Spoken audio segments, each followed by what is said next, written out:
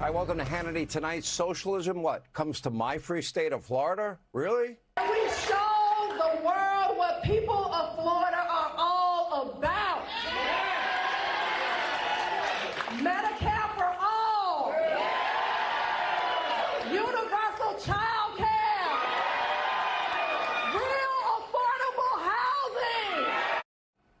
Now, that is Florida's socialist, Democratic, commie, Democratic Senate nominee Angie Nixon. Now, she is threatening to give her Republican opponent a whooping in November. That's incumbent Senator Ashley Moody. She is here. She will respond. I can tell you, if I'm Ashley Moody tonight, I'm doing backflips. Plus, the GOP nominee for governor, our friend Byron Donalds, will join us, along with Senator Darlene Graham. And Steve Miller will be here to break down the president and his record-breaking reduction in violent crime. This is news you will never get on the legacy media mob. You won't get it from them.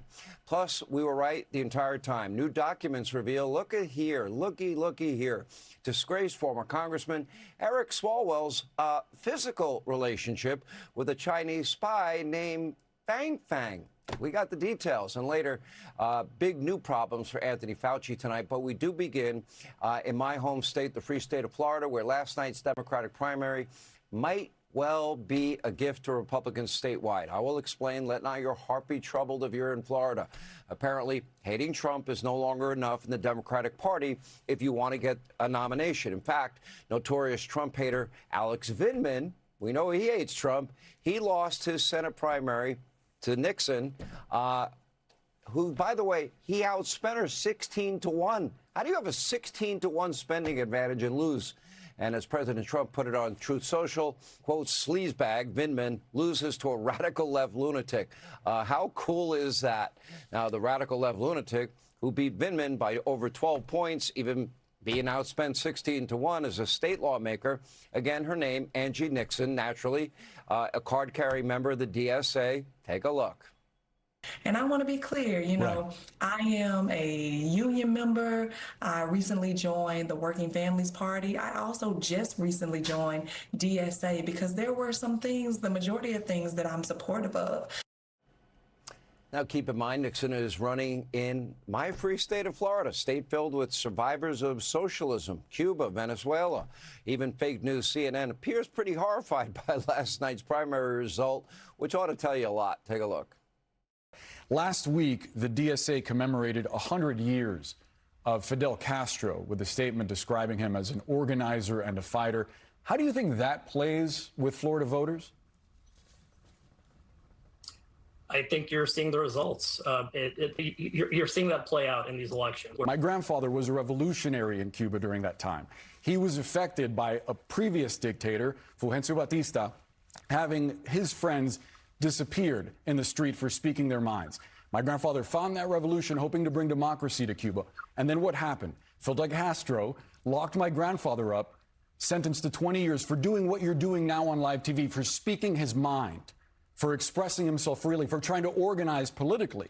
So I wonder, again, how you think that lands with people who suffered under that dictatorship, who now you are trying to court as voters when your organization comes out and lauds 100 years of Castro. I don't think it would land well with them, Ashik. We're seeing many people in the United States who are seeing who are struggling under massive inequality in the United States. That's under Castro, remember, they put it on their website. Thousands were murdered. The land confiscation, nobody had private property. And, oh, by the way, poverty for all. That's how it ended up. Make no mistake, Angie Nixon is no different than socialists everywhere. She is pushing for single-payer government health care, abolishing private health insurance, national price controls on rent.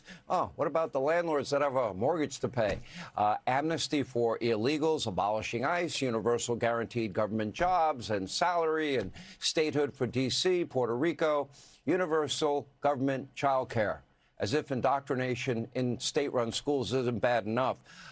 This is a person who brags about, well, taking her children to drag shows. I'm not making it up, I promise. Take a look. There's no sexualization at a drag show. It's just people dressing up and singing and performing. I've taken my children to drag shows, and it's fun. It's entertainment. It's wholesome entertainment, and it's nothing wrong. It's just like I don't get it. I know all of you at home probably have taken your children to drag shows, right? Now, if you think Angie Nixon's socialist positions are insane, just wait until you see her behavior on the floor of the Florida State House. Take a look at her in action. Closed. The question now recurs on final passage of HB 1D. The clerk will unlock the machine and the members will proceed to vote. Have all members voted? Okay, yeah, the one screaming and that was her. Anyway, that is who the Democrats are trying to send to Washington to serve in the U.S. Senate. But we have good news tonight. Almost no one believes she could actually win. Even left-wing Larry Sabato has changed his crystal ball prediction in the Florida Senate race to safe Republican. And that is not does not stop Angie Nixon from threatening to deliver a whooping to her opponent in the fall. Take a look. And so I look forward, Ashley Moody, to taking you on and to whooping you in November, and you will be calling me your senator. All right, thanks for watching. Check out my new podcast, Hanging Out with me, Sean Hannity. The big interviews, the debates you won't get anywhere else. Like and subscribe for new episodes every Tuesday and Thursday.